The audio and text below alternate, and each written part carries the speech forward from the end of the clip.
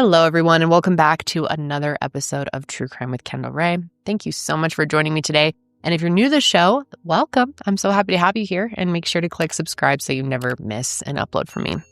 So you guys, today we are jumping into a case that I think you will all agree, in fact, I know you will all agree, should absolutely have a conclusion by now. It's been over a decade at this point without any justice and without any answers. Today, I'm going to be telling you about the disappearance of Shelly Mook, a young mother who was navigating a divorce.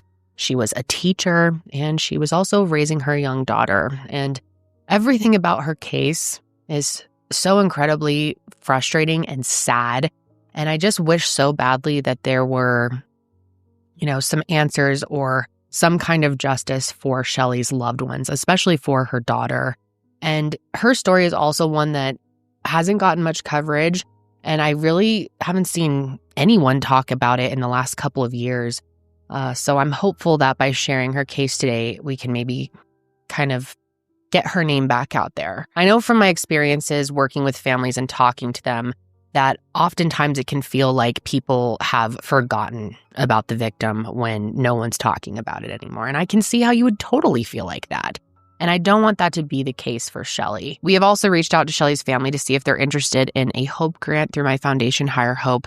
See if there's, any way that they can think of that we could support them. And that being said, I need to thank today's sponsor, Midas Merge, who, sponsors like them make it possible for us to offer these grants to families. Most of you probably already know that mobile gaming has become my not-so-secret guilty pleasure over the last 2 years. And especially now that it's getting colder outside, I have less time to be outside and more time to play my mobile games. And one of my favorites is Midas Merge, which I'm gearing up to play a lot of because I have about 13 hours of airtime coming up here soon. Well, I guess both ways, like 26 hours. And Midas Merge works offline. Midas Merge is a super fun match 3 and merge mobile game made by the same designers of Sims 3 and 4, and I love how the game feels never ending. There's always something new to unlock and explore, and speaking of, coming in late November, their all-new Firefly Valley is arriving. Beyond the seasonal gardens, this will be the 3rd permanent garden in the game, and it's filled with enchanting creatures. And I got exclusive early access to this new garden to show you guys, and I'm very eager to explore it more. And what's great about Midas Merge is it's free to download, it's ad-free, and like I said, it works offline. And they have a deal for you guys. The first 200 people to download with my link or QR code will unlock an exclusive Lantern Goat Level 1 directly from the new Firefly Valley. So don't miss it and download it now. And be sure to let me know what your favorite time to play is. All right, let's go ahead and get into Shelly's disappearance. And before I start, this is one of those cases where I have to tell you that everyone I speak about today is innocent until proven guilty in a court of law, which probably tells you the direction that this is going to be going and makes it incredibly frustrating. So just buckle in for that. And, it's just so hard with Shelly because we're talking about someone who really only wanted to make the world a better place, was trying to make a difference. And while doing so, she seemingly just vanished. Shelly Lynn Jones was born on June 29th, 1987, and she was originally from Erie, Pennsylvania. And people who had the fortune of knowing her say that she was very, very kind. She was also responsible and loving, and she had the most beautiful blonde hair and green hazel eyes. And her best friend Brittany said that everyone always told her she had $1 million smile. Shelly and Brittany were childhood friends, and Brittany distinctly remembers that when they were in high school, there was this good-looking older guy who sort of caught both of their attention, and he was about 6 years older than they were, quite a bit, and he had a bit of a bad boy reputation. And he was into cars and girls, and it sounded like kind of a lot of girls fawned over him. Now, the two of them first met him at a party, and since they were both, interested in him, they decided to make a bet about who he would go out with, and it ended up being Shelly. This older guy was named Tyler Mook. And I have to just say really quick, the last name Mook has really confused me. There's a couple different sources. Most sources seem to pronounce it Mook. There are a couple sources that pronounce it Mook, and just by looking at it, I would have guessed it's Mook. But I'm going to go with what the majority of sources said, which is Mook. But anyway, her and Tyler ended up going out, and the two of them were practically inseparable after this. In fact, right after Shelly graduated from high school in 2004, they ended up getting married in Hawaii. She had gotten pregnant, and they ultimately decided that marriage was the next step in their relationship. And shortly after that, she gave birth to their daughter, who goes by Lily. And then Shelly decided to go back to school to become a teacher. And it sounds like things were, okay for a little while, but after some time, things really started to sour. Tyler became emotionally and physically abusive towards Shelly. And there were also allegations of infidelity, and her loved ones became very worried about her. Brittany explained that it was just one of those relationships where, when it was good, it was good. But when it was bad, it was bad. They had the classic on and off again cycle, and every time they were off, he would try to win her back again with these love letters and promises of grand gestures and gifts. Like, for example, he would say things like, "Shelly, my love, congrats on your first full day of teaching. My love for you grows like a wildfire. I'm polishing myself for you." Which, interesting thing to say, "I'm polishing myself for you." Anyway, that was in a letter. And then he also had a letter to her that said, "I love you with all my heart. I don't want anybody else but you." And he had also promised that he was going to take her on a cruise in the Caribbean, but that never ended up happening. And finally, by 2009, Shelly was done with this horrible treatment, and she knew it just wasn't a safe environment for her daughter Lily anymore. So she left him and was granted primary custody of Lily. Tyler did have visitation on Wednesdays and then also every other weekend, but for the most part, Shelly was the one who raised her, and rightfully so. And Shelly absolutely loved being a mom, and she loved her daughter, and she would have done anything for her. She even had her name tattooed on her wrist and a lily flower tattooed on her back. And by the time that the two of them split up, they had moved to Shelbyville, Tennessee, which is in Bedford County. Tyler's family lived in Tennessee, and back when things were good between them, they wanted to be closer to them. After the divorce, though, Shelly moved to Murfreesboro in the county of Rutherford. And from what I've been able to gather, it seems like she was doing really well in life. She got a job working as an 8th grade teacher at Harris Middle School, and she was loved by all of her students and colleagues. People really only had great things to say about her, especially when it came to her as a mother. Lily was the most important person in her life, hands down, and she would have never done anything to jeopardize being around her. So, of course, when Shelly didn't come to pick up her daughter on the night of February 28th, 2011, as she was expected to, red flags quickly started to rise. It was a Monday, and going into that week, she had gotten a substitute teacher for that day, as well as for the following day as well, which was Tuesday, March 1st. And she had just moved over the weekend into a new apartment, so she wanted to finish unpacking and take care of some appointments and just personal stuff as well. And on Monday the 28th, Shelly had a handyman coming to her place around 4:30 in the afternoon, but she never made it to that appointment. And the last anyone had seen her was between 3 and 4 p.m. when she was at Tyler's house, her ex-husband, dropping off Lily. And it sounds like he was just going to watch her for a couple of hours while she was back at her apartment taking care of a few other things, and then she was going to pick her up later that night. But then she never showed up, and that was the first sign that something was really wrong. Also, her mom, Deborah, had been trying to reach her the whole afternoon, and she was really concerned that she wasn't getting a response. Deborah had actually been in town that weekend helping her move, but Monday morning, she went back to Pennsylvania, and when she couldn't get a hold of Shelly on Monday or Tuesday, she really started to panic. She even called Harris Middle School on Wednesday, and they were the ones who told her that she didn't show up that morning. And they were expecting her because, as I explained, she had a substitute for Monday and for Tuesday, but she was supposed to be there on Wednesday. So as soon as her mom hears this, she gets right in her car and she drives through the night to Tennessee. And when she gets there, she realizes that her daughter was definitely missing. And not only that, but she and everyone else learned that at 12:30 a.m. on Tuesday morning, Shelly's car was found on fire in an open field about 20 miles away. And you guys, the whole thing was torched, and it was clearly done on purpose. And because of how severe the damage was, it took the authorities a little bit of time to figure out who this car even belonged to. But once they were able to link it to Shelly, they knew that this was a much bigger situation than just arson. This was the case of a missing woman, and I hate to say this, but over the years, it has become the assumption that she is no longer alive. And of course, you can never say for sure, but nobody in Shelly's life believes that she would have just walked away. And what makes this case so frustrating is that, in my opinion, it seems very obvious. But to this day, there is unfortunately no physical evidence whatsoever, at least that we know of, to explain where she is or what happened to her.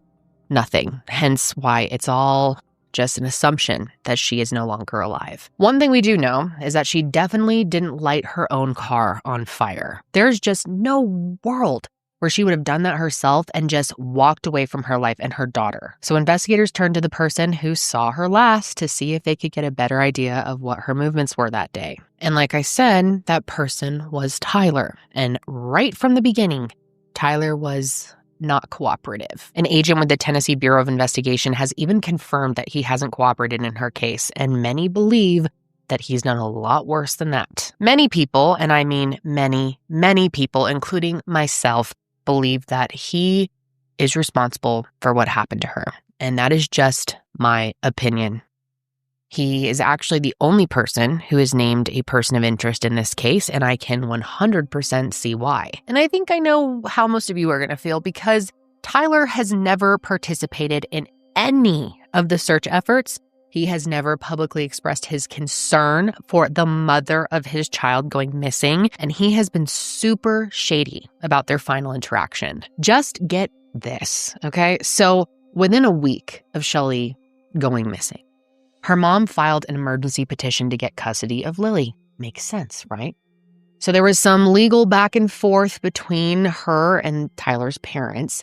But finally, in July of 2011, there was a hearing. Now, obviously, the biggest reason that Deborah wanted to get temporary custody of Lily was to make sure that she was in a safe and loving home during this very stressful time. And with Tyler's history of abuse and drug use, and also, not to mention, his suspected involvement in her mom's disappearance and presumed murder, she understandably didn't want Lily to be around him. But a bonus piece to all of this was that Tyler would have to be asked under oath about the events of February 28th. And you guys will not believe the nerve of this piece of trash. When he was asked about this day, he pleaded the fifth somewhere between 140 and 150 times. How did you and Shelly get along after the divorce? We had our ups and downs. What does that mean?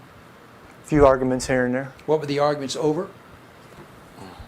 On advice of counsel, I respectfully decline on the grounds of the Fifth Amendment. On February 28th, did Shelly come to your residence with Lily? On advice of counsel, I respectfully decline to answer on the grounds of the Fifth Amendment. And I don't even know what to make of this. I can't understand Tyler's freak mindset. But the only question that he would actually answer was if they had sex that day. And he said yes. Did you have sex with Shelly on February 28th? Yes. What time? On advice of counsel, I respectfully decline to answer on the grounds of the Fifth Amendment. I literally cannot understand what the point of this was. I don't get what the point of saying you plead the fifth for every other question except for this. It's almost like he was bragging. I think that was probably what it was, right? But he's such an idiot that he doesn't realize that this only makes him more suspicious, because if you did have sex, you would think, which first of all, I highly doubt, but you would think that he would want to offer a little more insight into what happened before that, afterwards, but no, he just continued to plead the fifth. Now, Lily was also asked to testify in this hearing. Mind you, she was like 6 years old, but listen to how crazy this is. It turns out that at some point in time, Tyler had given his daughter, his young daughter, a box of matches and told her to light a fire under her grandmother's bed, Shelly's mom to be specific, and apparently, this was a conversation that Tyler's mom was involved with as well. Thankfully, this didn't actually come to fruition, but what the actual fuck? Asking your child to do something like this is insane on its own. Giving them the tools to do it.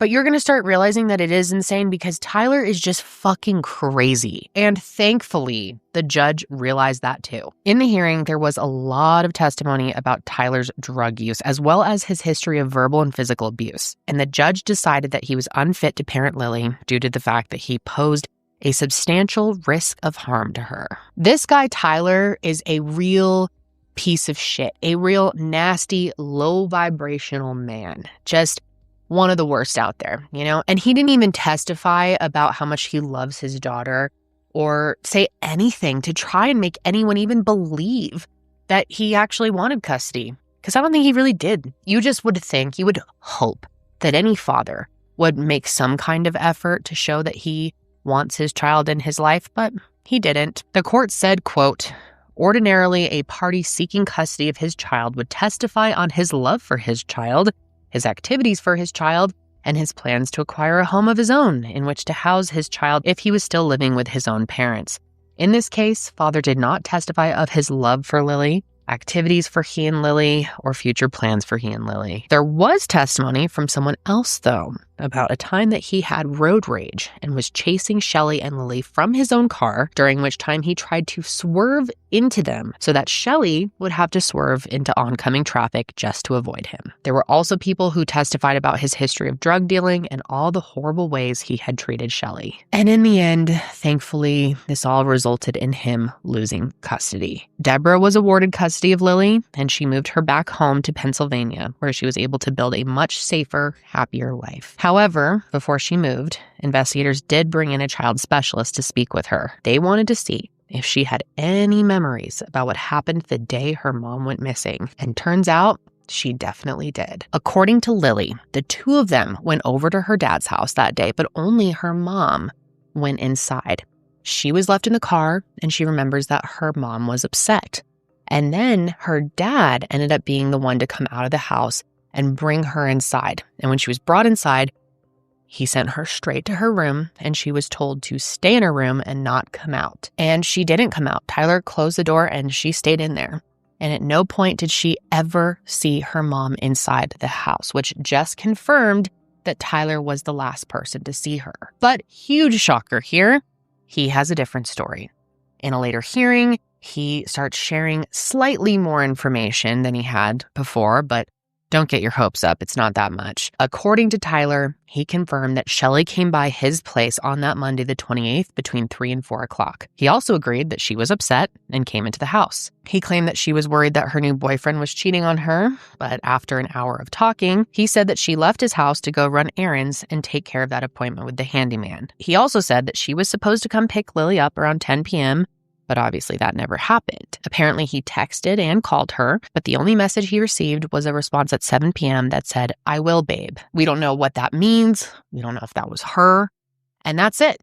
That's all he said. And to my understanding, he has not been questioned since. In fact, a private investigator, Kevin Keel, has been looking into her disappearance, and he doesn't believe Tyler has ever truly been interviewed in depth. And sadly, no evidence has turned up to push her case forward. Multiple searches have been conducted to try and locate Shelly. They even brought in the assistance of the Tennessee Bureau of Investigation, but nothing has panned out so far. A mobile crime lab went to Tyler's house 3 days after she disappeared, but it doesn't sound like anything was found there. He did move out of his house and in with his parents that day, though, which isn't a crime, but definitely weird. There was a tip about a year and a half in that brought a huge team of law enforcement to a rail yard in Cohen, Tennessee, but in the end, that didn't turn up any leads. Tyler's neighbor's van was even seized and searched, but that also came up empty. Or at least if anything was found, it hasn't been mentioned. One thing we do know is that her phone last pinged around 7:30 p.m. in the area of Beech Grove, Tennessee. I believe that's about 15 to 20 minutes away from Tyler's place, and there's just no reason that she would have gone there voluntarily. So that's been a confusing piece of this puzzle. And then the only other thing that I could find has been this uncovered bit of surveillance camera footage that captured Tyler at a gas station 10 days after Shelly went missing. It was a few miles away from his house. I wasn't able to figure out exactly where, but he is seen pulling up in his red truck, and then he stopped at the dumpster for like 5 to 10 minutes. Unfortunately, that footage has not been released, but I don't know, you guys. Can you think of a reason why anyone would really need to spend 5 to 10 minutes hanging out at a gas station dumpster? This is absolutely just one of those cases where there are a lot of smaller yet suspicious things that suggest what happened, but because she hasn't been found, there hasn't been any concrete evidence. Therefore, justice has had to wait. And speaking of suspicious, I have to know your thoughts on this one. This is also one of the dumbest things I have heard in any of these cases, one of the biggest self-reports possible. And still, we don't get a lot from it, which is maddening. But oh my God, what a dummy. So while the custody dispute was still in progress, Tyler butt dialed 911. How you do this, I don't know. I've thought maybe he had, I do not know. I cannot figure out how he butt dialed 911. How do you do that? Oh my God. But anyway, he was with his dad and they must have been working with like power tools or something because it's hard to hear at certain points, but it's about a 20-minute call. Yeah, he called 911 and talked for 20 minutes. And only a little bit of the audio has been released. Thankfully, they recorded the whole thing. But you can hear him talk about Shelly's disappearance in the part that has been released. He doesn't admit to doing anything to her, but he makes references to potential evidence that investigators may have against him, specifically that they have witnesses who saw him walking in the middle of the road on the night her car was found in flames. Hello?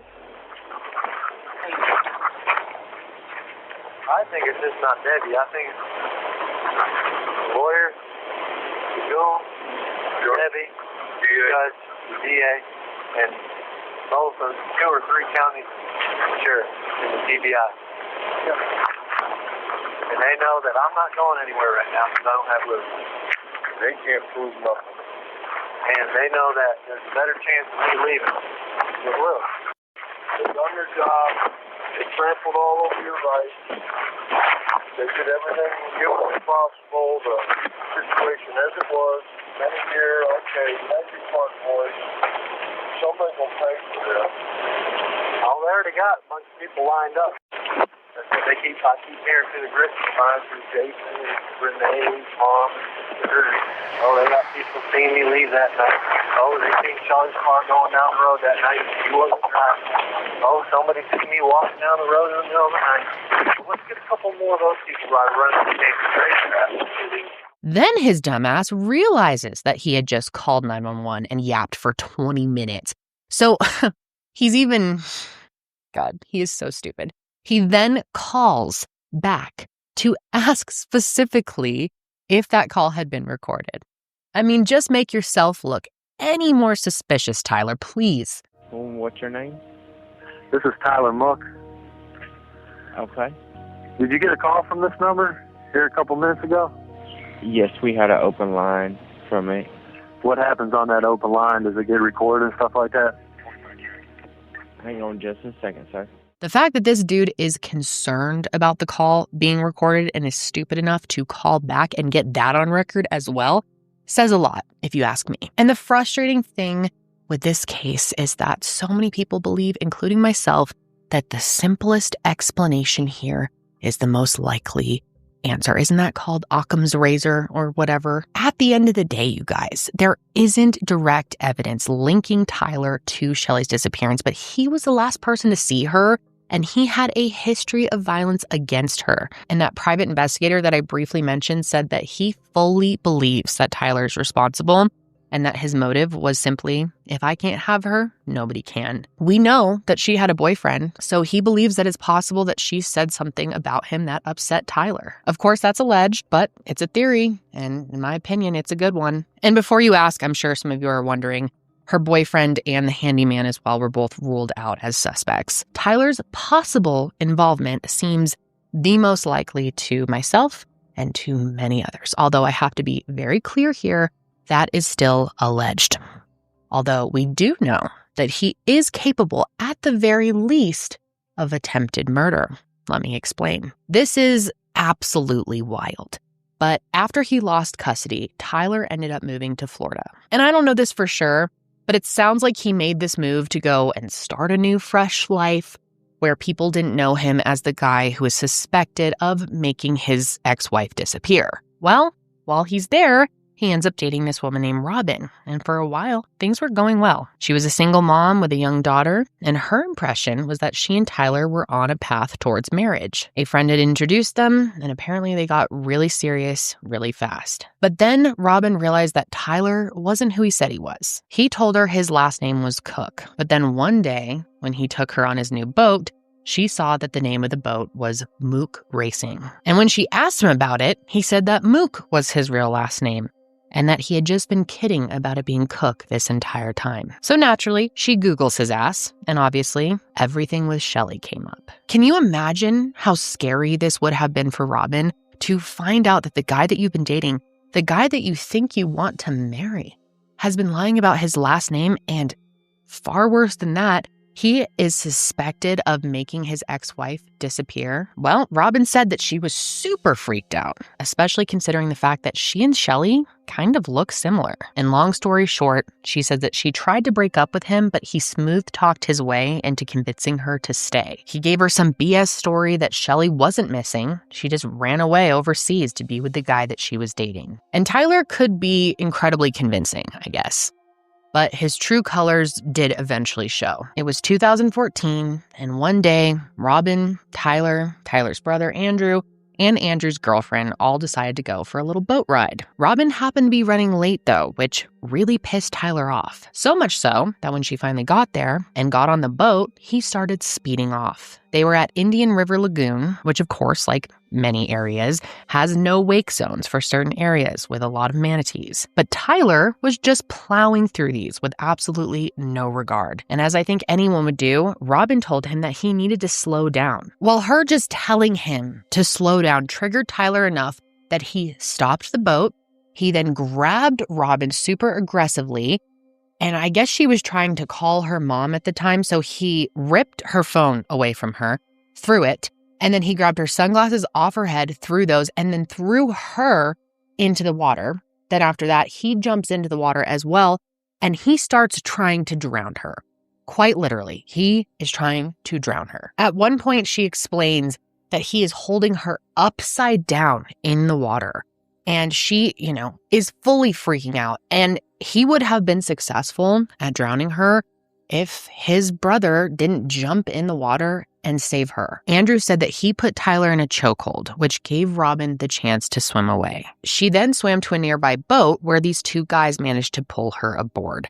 And they actually remembered that Tyler was screaming at them and looked visibly pissed. And then they got out of there as quickly as possible to keep Robin safe.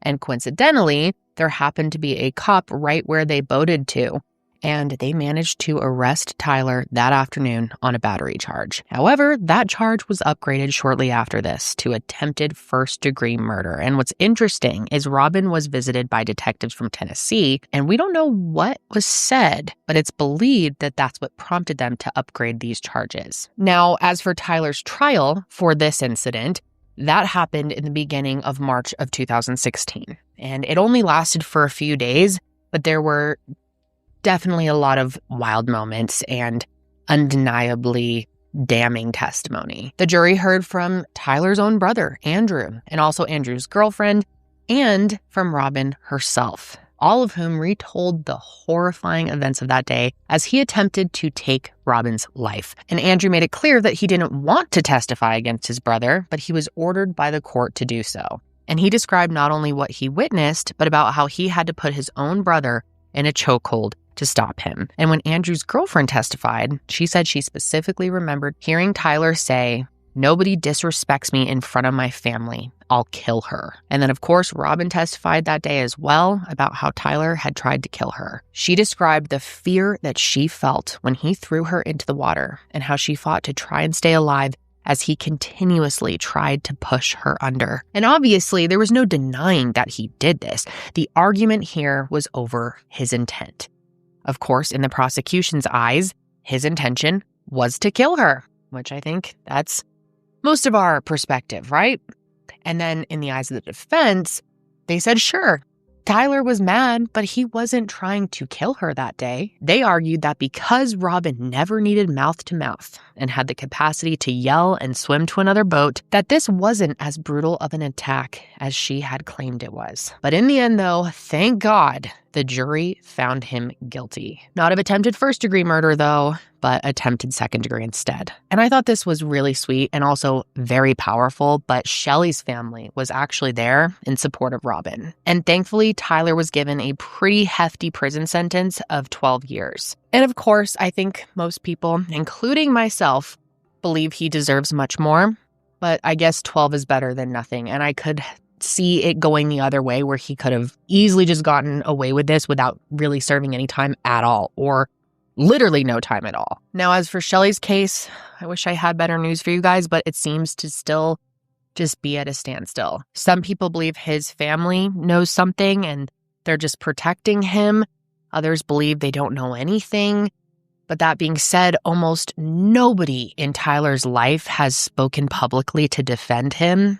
In my opinion, that says a lot. He does have one friend, Erica, who does seem to believe that he is innocent, or at the very least, she is waiting to make a judgment until there's an actual arrest. But it's like, girl, really? She says that Tyler has always been incredibly thoughtful towards her and her family, and it's hard for her to think he would be capable of this. And girl, I don't know you. I don't want to judge. I know it is hard to picture someone that has been nice to you could be possibly involved in something like this, but it does happen. And I gotta say, it sounds a bit silly the way you're talking. We all know, including you, that he is capable of trying to kill someone. He went to jail for 12 years for that. So let's do the math here. If he's capable of trying, and all the facts we do have on this case sort of line up a certain way, who is to say that he isn't capable of doing? And you cannot forget that at the end of the day, the only reason that Robin is still alive most likely is because